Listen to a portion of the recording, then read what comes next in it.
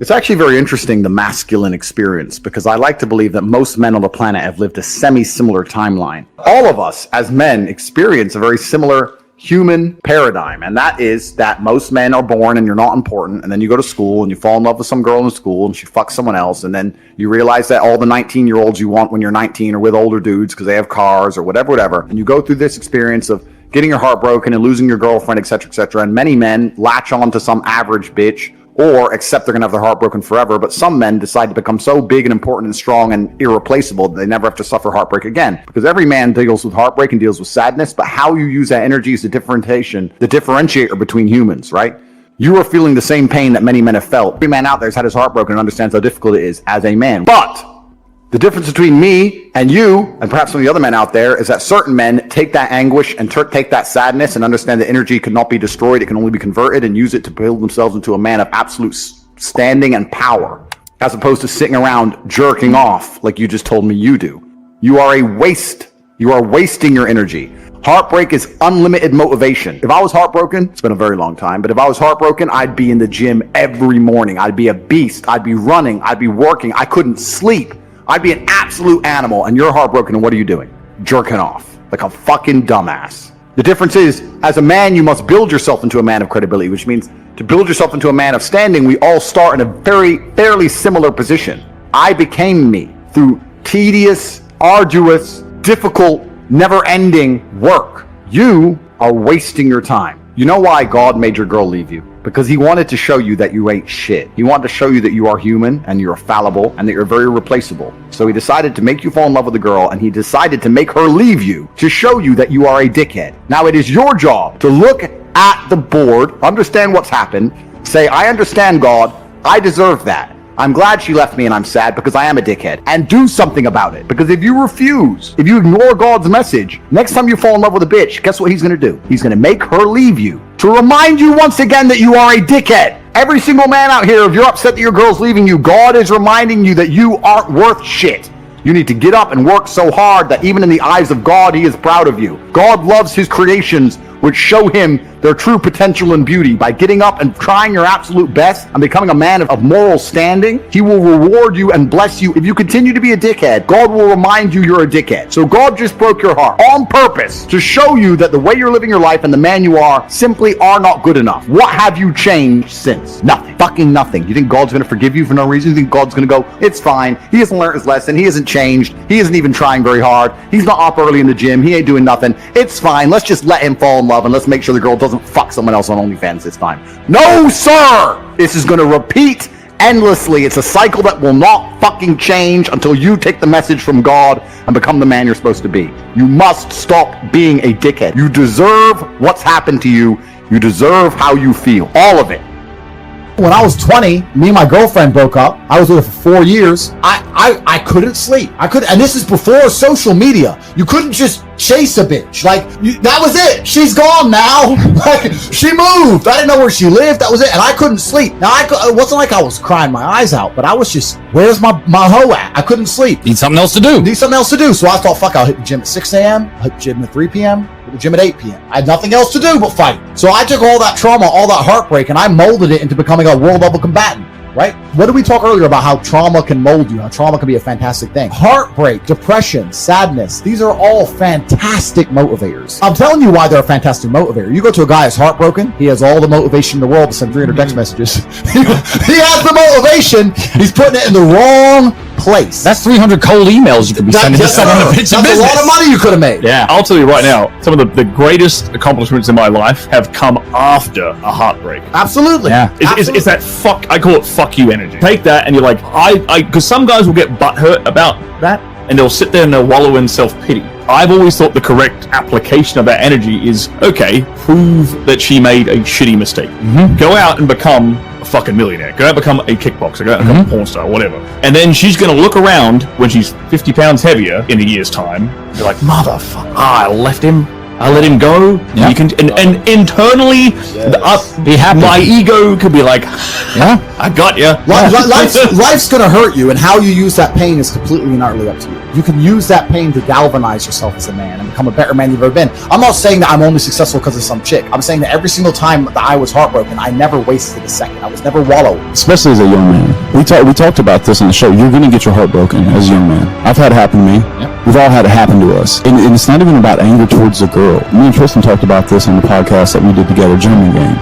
It's 7 years later, because as a man, you're going to get your value later. Yes. Right? So if you use that energy to put all that work in, these girls, they come back around, and I love to see them come back. Not because I'm in love again, just because it's like, I told you so.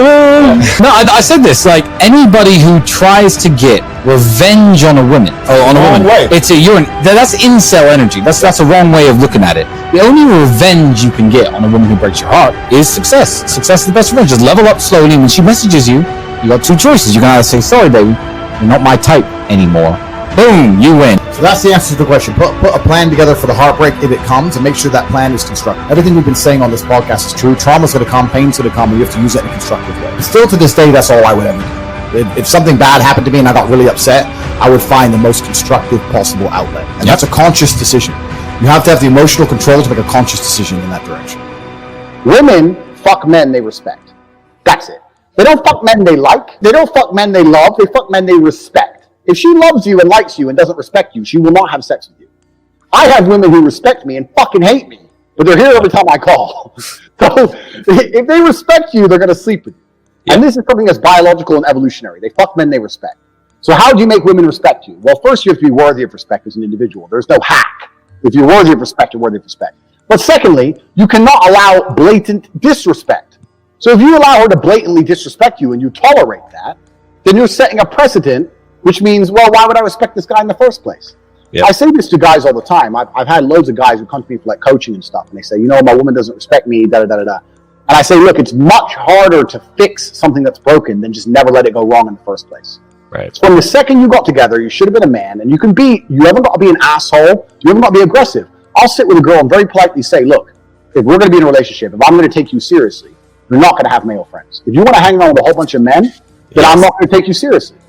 What do you mean you won't take me seriously? I mean we can fuck, but I'm never going to look at you as serious material. So the idea, the decision is on you. If you want to be serious, you're not going to talk to those guys. You want to talk to those guys, I'll fuck you sometimes. You decide. And I lay it on them. Now, if they choose to keep all their male friends, then that means she's chosen these friendships over me, which means sooner or later she was going to cheat anyway. Like, how long until she jumps on a new dick anyway? So why would I even be upset about it? But most men are too scared to just put the ultimatum down. And you haven't got to put the ultimatum down in some scary, big, brash way. Just be clear. Look, any woman I'm with who I take seriously doesn't hang around with other men. So it's your choice. And this is the point. But most men don't say anything. They let it slide, and they let it get completely broken. And they come to me and say, well, how do I fix it? It's like, well, you have to not let it get broken in the first place. You need to understand your boundaries and expectations as a man, and you have to set them, and you have to make sure she complies and sticks to them. And if she doesn't, you're going to have to find somebody else. If you're stuck with one option, the one chick you met, then she might be a dickhead. Some women are just dickheads. The key is this as a man, and this is the bottom line.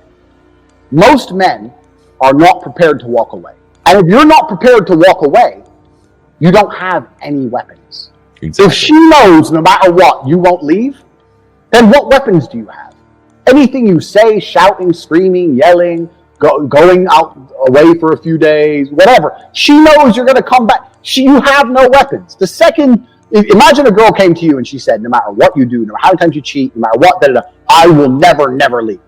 Right. Think of all the shit you do. I know I do.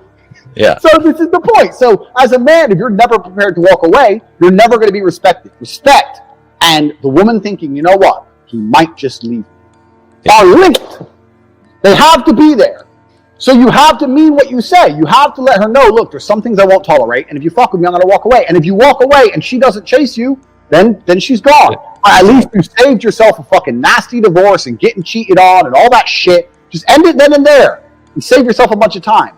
But men are too afraid to pull the plug on it because they get addicted to the pussy and they don't believe they can get any more pussy and they get all messed up. You have to be prepared to walk away as a man. So you have to look at any relationship you're in and say, okay, I'm a nice guy, I love her, she loves me, but I have boundaries, and if she fucks with them, I'm going to have to walk away. And that's the truth. Otherwise, you're never going to be respected. I've been head over heels in love with women and left them and never got them back, and they never knew.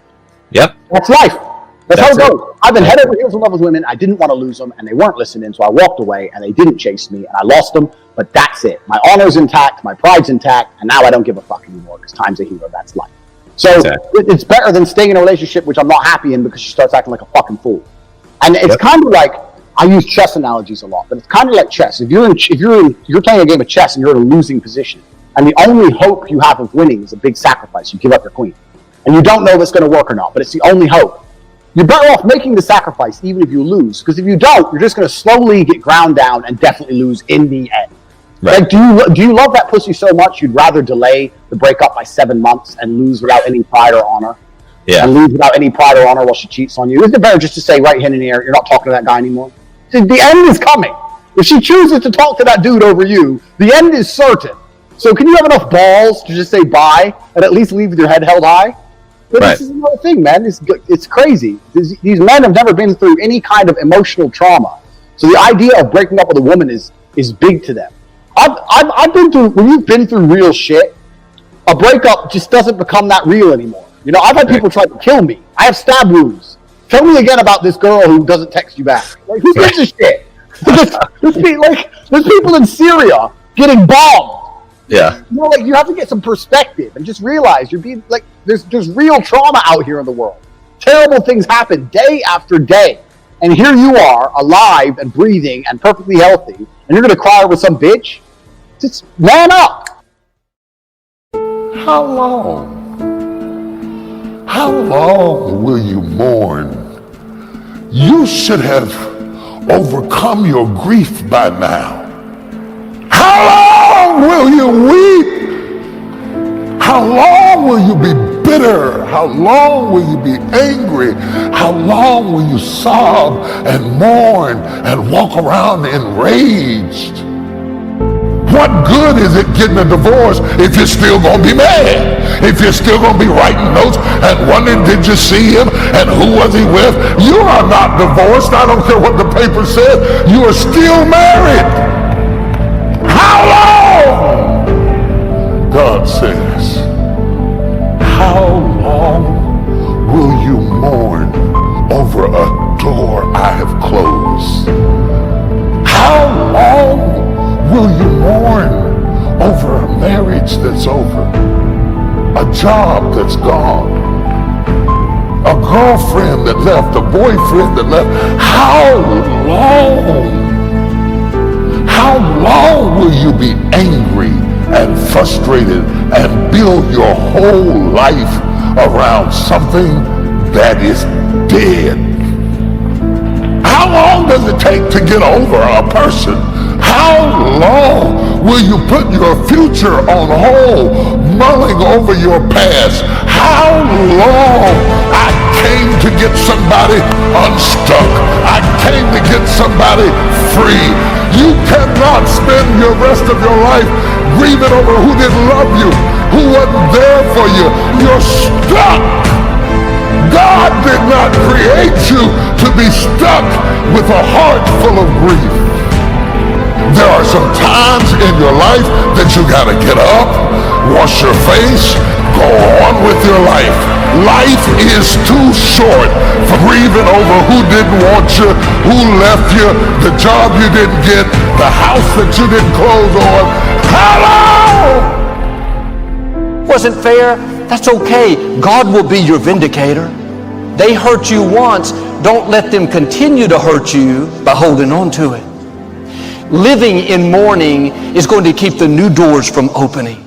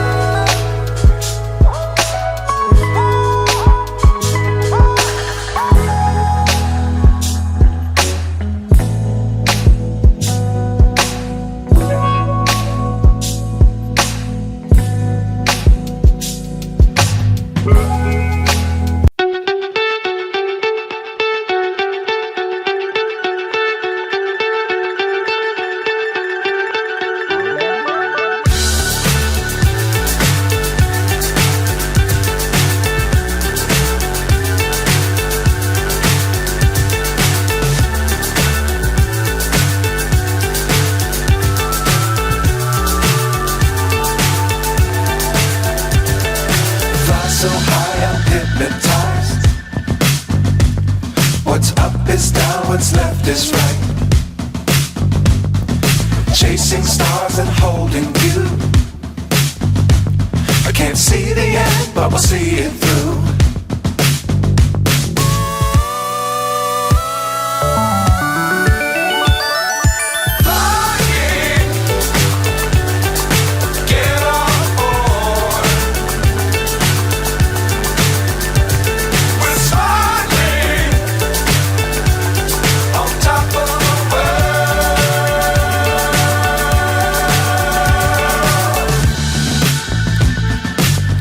Times don't fly too high. Be sure to keep the ground in sight. Fly forever if you keep it tight. Love the world but keep the sky on your mind.